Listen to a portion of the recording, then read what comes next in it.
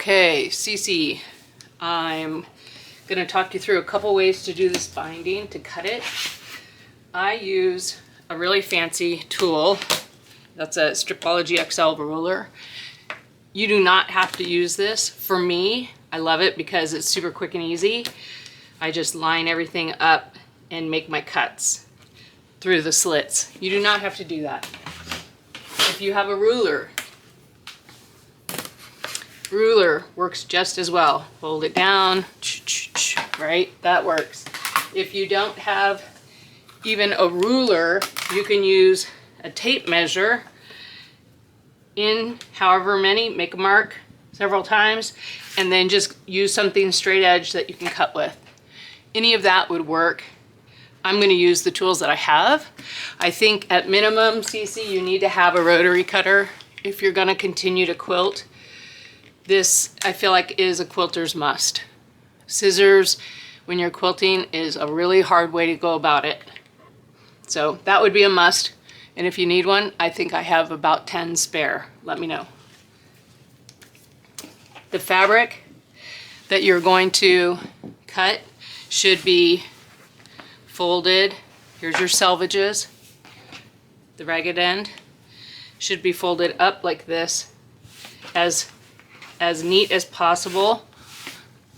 And you want these edges running parallel to each other. So we want them clean, neat, and you might see on this edge it's not perfectly lined up. That's okay, I'm going to cut that off when I do mine. How much binding you need depends on how big your quilt is. Usually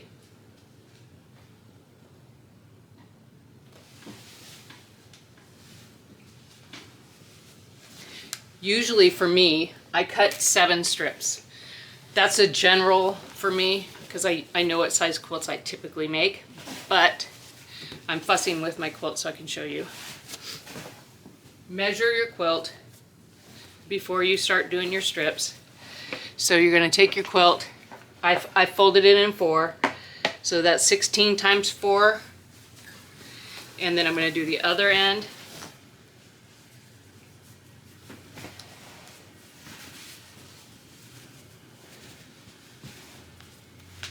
So 16 times 4 and 19 times 4. That's the math I need to do. So let's see, if you drew it out on a piece of paper, your quilt is a rectangle typically. And so 16 times 4 is on this side, 19 times 4 is here. So 64 by, I'm using my calculator, because why not, by 76. So you need 64 twice and 76 twice to go all the way around. And then with this, I would say plus 4, 6, something, a little bit more.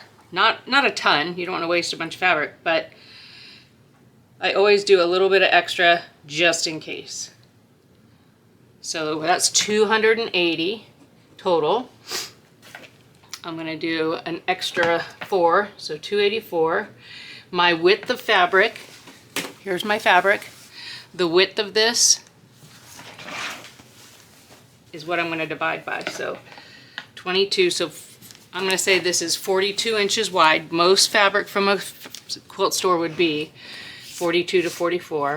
So I'm going to take my 284, divide it by 44, I'm going to do 42, sorry. Divided by 42. So that's telling me I need 6.7 strips or 7 strips, which is what I said at the beginning. I kind of figured that's what it would be, but that's just because I know about what size this is. So 7 strips is what I'm going to cut. The size of your strips, whether you're cutting 2 1/4, 2 1/2, 3 inch, that's up to you. It really depends on what you want for the reveal. How much do you want your binding to show? On another video, I'll show you a binding that has no show at all. But for now, I'm going to do traditional binding, and I'm going to cut at 2 1/2 inches. And if you ask me why, I'm just gonna be honest and say because it's the easiest for me. That's just the truth. It's the easiest to cut for me, especially on this ruler. So I'm gonna square up my edges.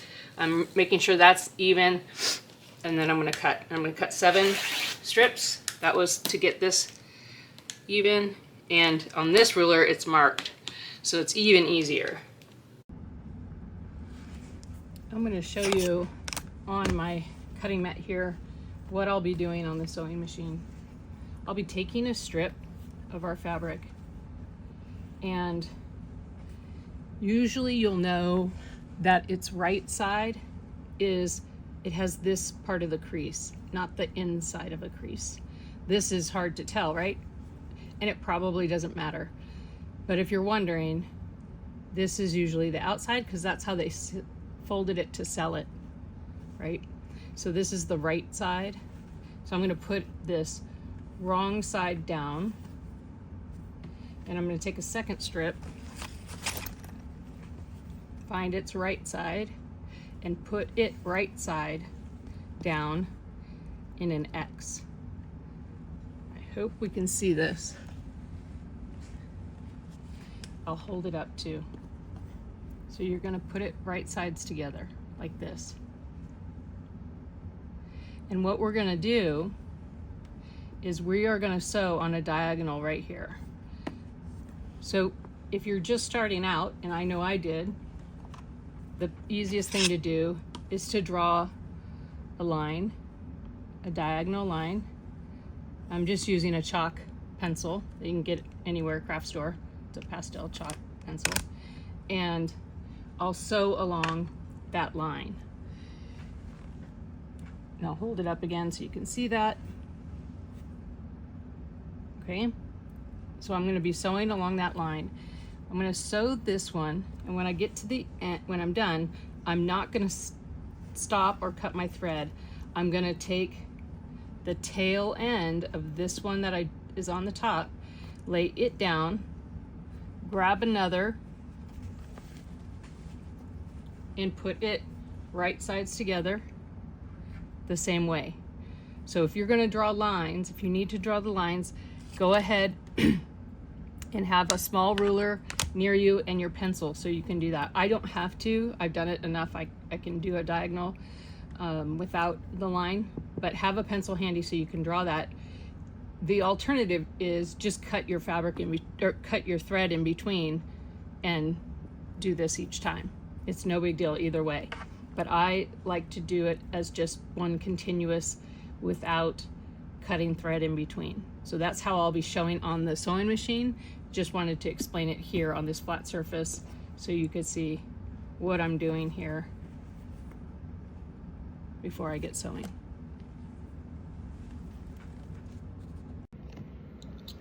Okay, since this video is for CC, there are 2 different feet typically that quilters use. One is a regular sewing foot, usually has a 1/4 inch mark on it, doesn't have to, but usually does. And the other one is a walking foot. It's called a walking foot. It's got a little arm on it here. And if you see on the bottom there, these feet, this is helpful when we put on our binding because those feet help give traction. The thickness when you're piecing is thin, really. You can use this. When you're quilting a quilt, actually putting the pattern on it or attaching the binding, that is going through the pieced top, the batting or wadding, whatever you prefer to call it, and then the backing, and that's pretty thick. On top of that, when you're doing binding, it's also going through another double thickness, and I'll show you that, of fabric as you're attaching it. So 2, 4 plus a wadding. That's a lot. So this is very helpful. If you don't have one, you totally can. I have bound quilts with this foot, but it isn't easy and it ends up getting wonky. So if you can, Try to get a walking foot. It'll help you a ton on the binding. All right. Next tip. Again, if you can, try to thread match what you're doing. Hopefully you can see that. And the reason is, I'll show you on a couple quilts. The binding takes the most wear, it really does, and it's the first thing on a quilt that'll wear out. And so it's very possible that you will see some thread through it. If you can't, and thread is expensive, I know this. If you can't, at least try to get, I piece almost everything with this gray. It's kind of a, I think some people call it maybe a dove gray. It really is neutral. You wouldn't think so. Even on white, even on very transparent white fabrics, you don't see this. And this is an Aurifil 2600. I'm not telling you to use this. I'm just saying, if you can't color match, try to find a neutral that if it does show, it won't be a big deal. So maybe a cream, a gray. I wouldn't use a stark white unless your binding is a white. White does show a lot, white and black. Unless you're using those colors, I would avoid them, honestly. But I'm gonna use this blue. The blue matches what I'm doing. And I'm gonna wind, because I'm gonna be doing binding, I will probably wind a bobbin completely full. So if I have a partial, I'll park that and I'll do a full bobbin, because I really don't wanna have to stop in the middle of doing a binding to switch out bobbin thread. It's not really gonna take a ton of thread, honestly, but I don't wanna stop. I'm gonna do my best here to keep my hands out of the way the best I can, but I wanted to show you how to put the walking foot on. It is a little different than the other feet that we use in that it has this arm, and the arm goes over this right here. It's a slot and it goes right over it. So I'm going to try to put this on without being too much in the way, and hopefully you can see. You want this slotted against the flat side of your, I'll get out of the way, that's against the flat side, and this, you see how it's over, try to zoom, it's over that.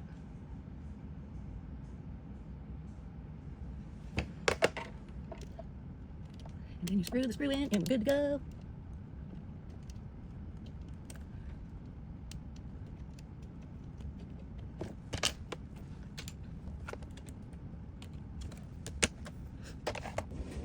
I am not sure which angle is going to be best. As you guys know, I am a novice baby YouTuber here. So I've got two cameras going, and hopefully one of this will be the one we use. I wanted to show this again. I'm making this X, right? This is the one that we marked already. And you might be wondering why I've got this hanging over. Well, this is the selvage edge, and you don't want to use this. It's got holes in it, it's ragged. We're going to be cutting that off. That's why I have that overhang, in case you're wondering. If you don't have a selvage edge, you can go right up to the end and sew, but I have it, so I have it hanging over because I'll be cutting it off. I want to show this first one. I'm going to use the line, might as well, and I'm going to move the camera really quick so you can see what I'm doing.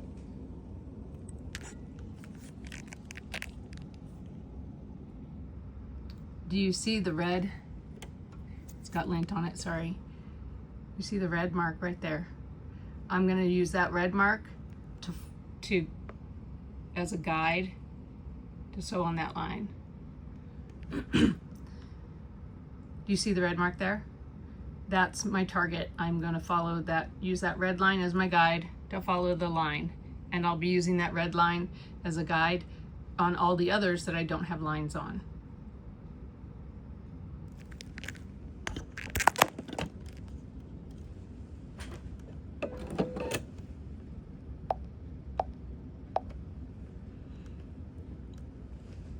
My stitch length is at 2. I feel like it should be a little bit shorter when you're doing this, because again, the binding just gets a lot of wear and tear. So mine's at a 2. My machine setting is always for 2.5, but I do typically, so I piece at a 2, and I don't know why. Is that a rule? No, I don't think it is. It's just how I roll. No idea why. Okay, remember, I'm taking the tail end of the one that's on the top, laying it down, taking a new piece, right sides together, and I'm going to sew that diagonal again. And I'm just going to keep going until I have all the strips together.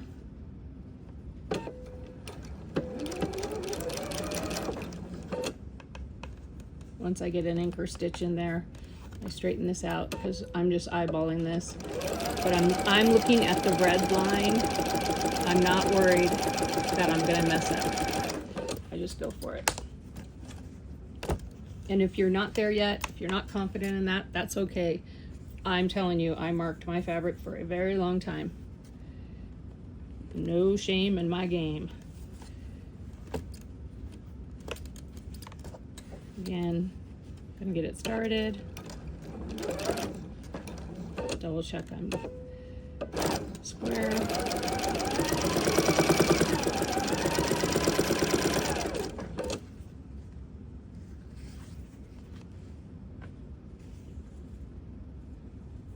And just keep on swimming, swimming.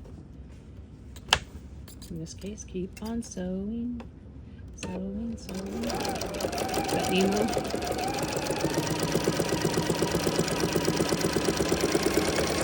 All right, get it in there.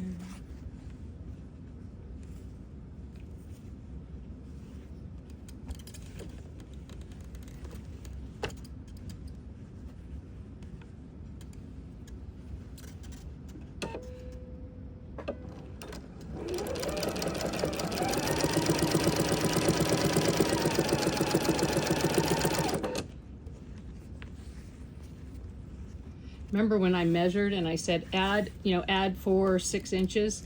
This is part of the reason why, because we're going to be cutting off, a bit.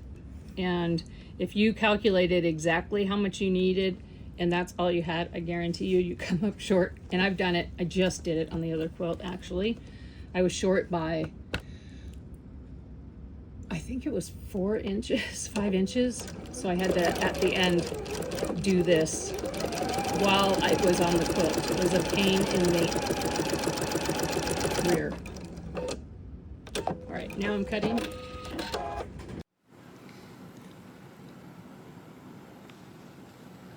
As per usual, my overhead died. I apologize.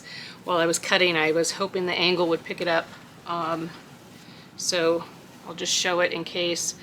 What I was doing was cutting everything that was excess, just cutting it off on an angle and trying to leave about a 1/4 inch or more allowance so we can press these open. We're gonna press our seams open.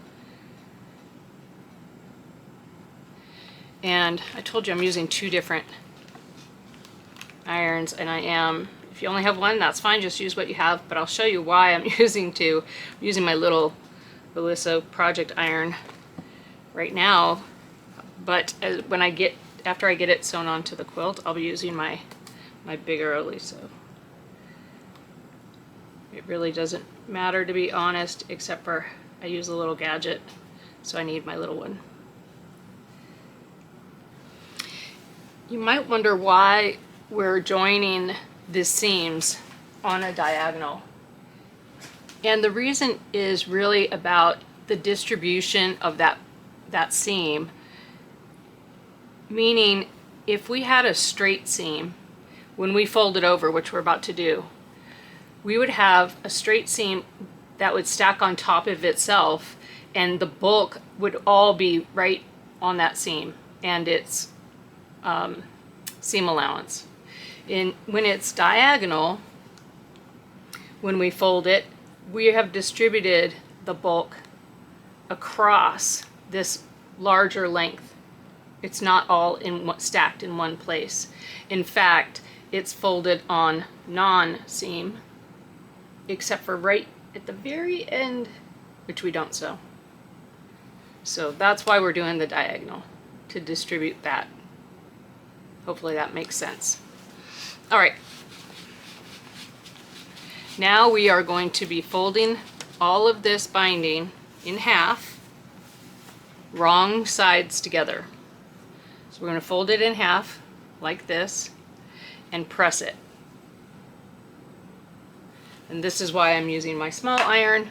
My large iron has a self-lifting, which is great, so you don't set it on. But I've got this little gadget. I don't know if you've seen any of my shorts, Cece, but this little guy is a big helper.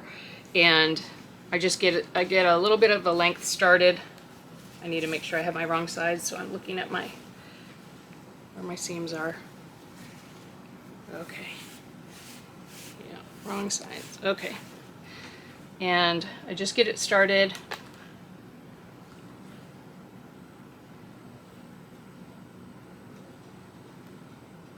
A little bit, okay. And then I'm going to feed it through here. If you don't have one of these, you just press. It's no big deal. This, though, for me, saves my wrist. So this iron stays down. If I used this one, if it was on, it would lift itself up, so I can't use this one. So an iron that doesn't lift, self-lift, is perfect for this. And then all I have to do is pass it through underneath it. And it's on a silicone mat, so it's not going to burn or anything.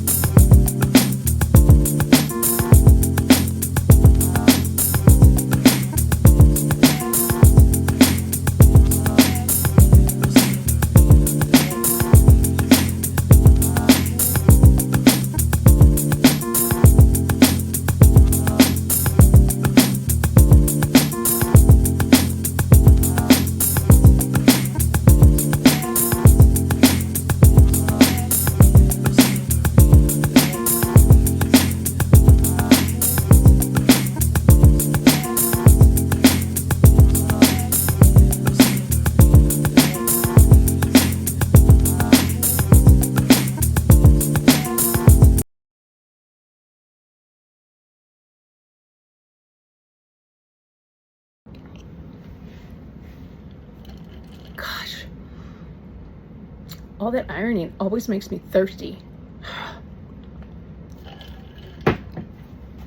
Okay, Cece, remember I said, remember. I don't know why I just am in the habit of cutting my binding right after I finish my quilt. When I finish, or I cut it at the same time if I know what the finished size is going to be. I typically wait till the end because with my wonky sewing, there's no telling. The pattern may say it's this size and I'm going to end up short or long of that. There's no telling. My sewing is not perfect. But I cut the binding and do all of this right after I'm done piecing my top, because I usually want to, if I haven't already moved on to another project, I usually want to put all of this fabric and supplies away so I can move on to the next thing. Don't get me wrong, I have started other projects right in the middle of doing a quilt, and it happens all the time, but that's not my normal. My normal is to cut the binding and be done. That way, when I get it back from my long armor, who's fabulous, and I mail mine across the state to Denise Blankenfeld. She's awesome. And while it's doing that, I can move on to other projects. If you don't have a long armor or you don't know one, if you go to the fabric store where you bought your fabric, they usually will have a list of people, if they're not long armors themselves. Oftentimes, we're terrible quilters. We work in the quilt store so we can feed our habit, right? So go to the fabric store and ask, even if you're getting your fabric at Michael's or wherever it is, ask them if they know any long armors in the area. And they usually will have a list, and you can use that as a service to get your quilt quilted if you don't want to do it yourself. And for me, starting out, I definitely never did a quilt myself. I do now, and I do have a little sit-down quilting machine now. I'm going to try, but if I'm doing one like these are for gifts, I will send them over to my long armor to get done. The binding though now is just a big wad, and what I've done is I've saved, this is an old cone from thread, but before I had one empty, I used a toilet paper roll, and I just take my binding and wind it fairly tightly around the cone or the toilet paper roll, whatever you have. And I'm doing this so it's neat and tidy and out of the way. And if I left it in that ball waiting for the long armor, and she's fast, but I mean, it would be wrinkled and I have to re-iron it. And well, ironing makes me thirsty, so I don't really want to do that. So I'm just going to finish winding this.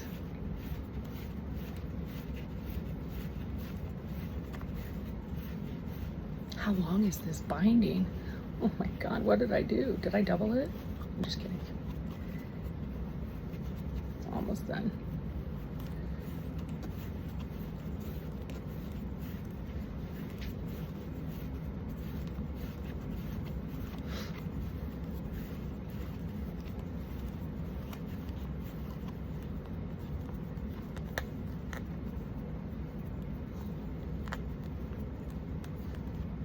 Ta-da! It's done. Okay. And then I just use a clip or a pin or whatever, and whatever you got. Whatever you have. Just use whatever you have. And I just pin off the end. Ta-da! And it's done. And now I just set it over here. And if you saw, well, since I'm going to be using this, I would want, the other reason I wind it on here is I'm gonna put it on my extra spindle, and it'll be out of the way while I'm binding, so you'll see that. I also have a short about it, but because I actually do it this way, you'll see this. And I'll turn it around so you can see. All right.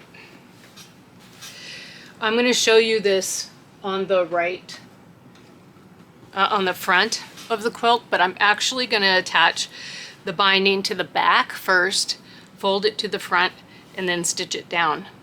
And I can talk about that as well, but let me just show you what we're gonna do.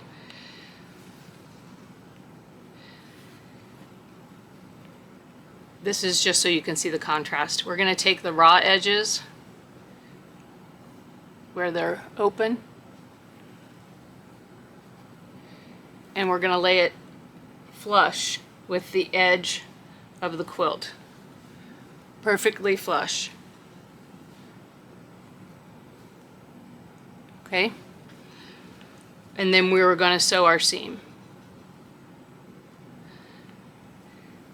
The reason I am attaching it from the back first and then over to the front is because I'm not very good at being perfectly aligned when I sew that seam, so the thread will show back here, but I won't mind because one, I've got matching thread, and two, it's the back of the quilt. It's really not that big a deal.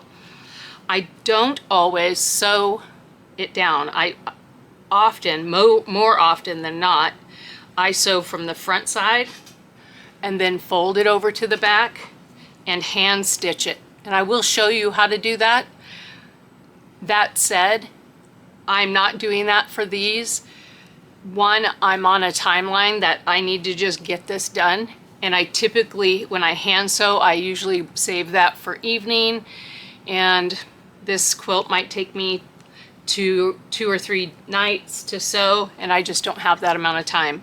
I also will sew it down if I'm making a baby quilt, because I don't want their little fingers to get caught in the seam. I'll show you some of those and we can talk some more about, I'll show you a couple of my quilts and we can talk about it. Okay, Cece, I just wanted to show you something. This is a totally different project. I'm just making a table runner, but I need to do a binding on it. And on the other videos that I recorded, I thought I had shown this, but I didn't find the footage, so I wanted to show you. When you start a binding, you want to leave, you hear me talk about the tail, the beginning tail or the ending tail, and what I'm saying is this. So leave like, I don't know, I usually leave a foot, 12 inches, and don't sew that down. Start about, 12 inches down, and then start sewing and going around. And when you come back around, when you get all the way around,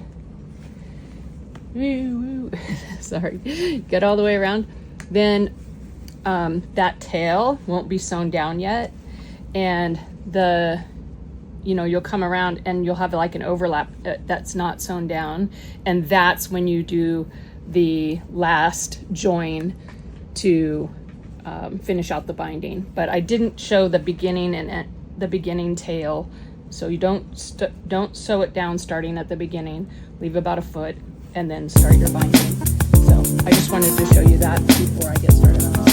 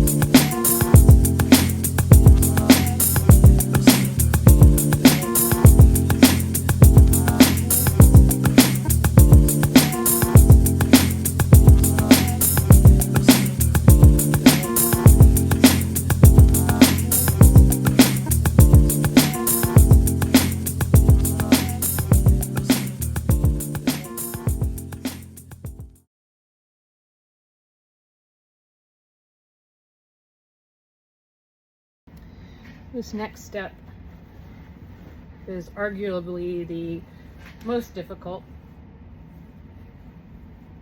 and that's finishing the binding. There are several ways to do this. I'm going to actually take this over to the ironing board when I'm ready, but for now I want to show you here. So we left a tail, and I've left a tail on the other end. Now we got to figure out how they get together. So what we're going to do, I'm going to do this on the ironing board and I'll show you there too, but I just want to do it here so it's clear. We are going to take the tail that we started with and fold it back like that. And then we're going to take this tail and fold it back like this. Now, I'm going to pick you up so you can see from the top what this looks like, and it's just shy. It's like an 1/8 of an inch shy of touching.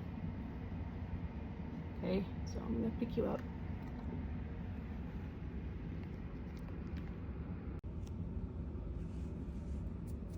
Hopefully you can see that.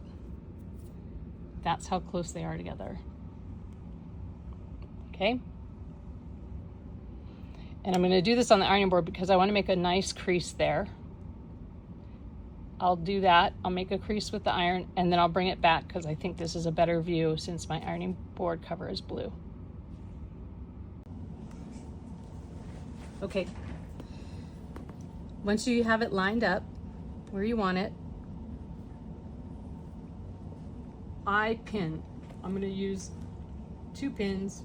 Well, at least 2, and I'm going to pin in, when you're looking at it, in the top right quadrant and the lower left quadrant, at least, because what we're going to do now is sew a diagonal line, just like we did at the beginning when we were making the binding. We're going to do that to finish it. So we're going to now sew from here through the center to here. And that's why I did the pressing, so I could get everything lined up. Okay, I did my seam. I sewed my seam. Now I'm back here, I'm gonna test it. It's folding in the correct way. That's what we want. And it's the right length. So I'm grateful that that worked out. And I will now cut away the excess and press that seam open just like we did on the rest of the binding. I'm gonna cut away the excess, leave about a 1/4 inch. And press that open, and then I can continue with my seam. This is the seam we just made, and I'm gonna finish this up.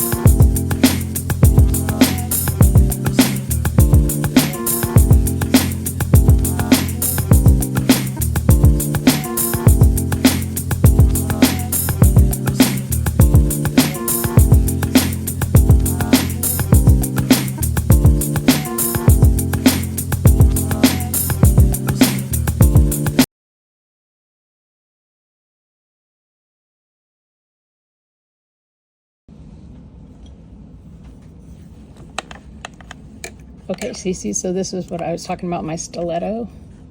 Just something pointy. And I'm gonna do the corner. I'm a little bit out from the corner. Right? And I'm gonna zoom in a little bit so you can see what I'm doing when I stop.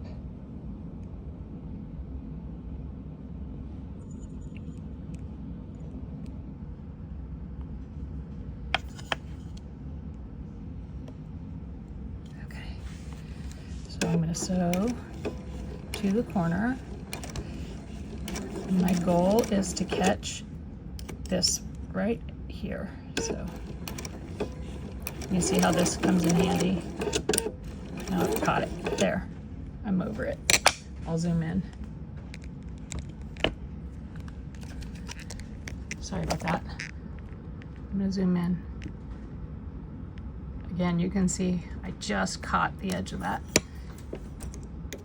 There's the edge, and 1 stitch onto it right here. So you can see on mine, sometimes it's perfectly on and then I'm off. And that's just the way it goes, which is why I thread match. And it's all right. It's gonna be well loved no matter what.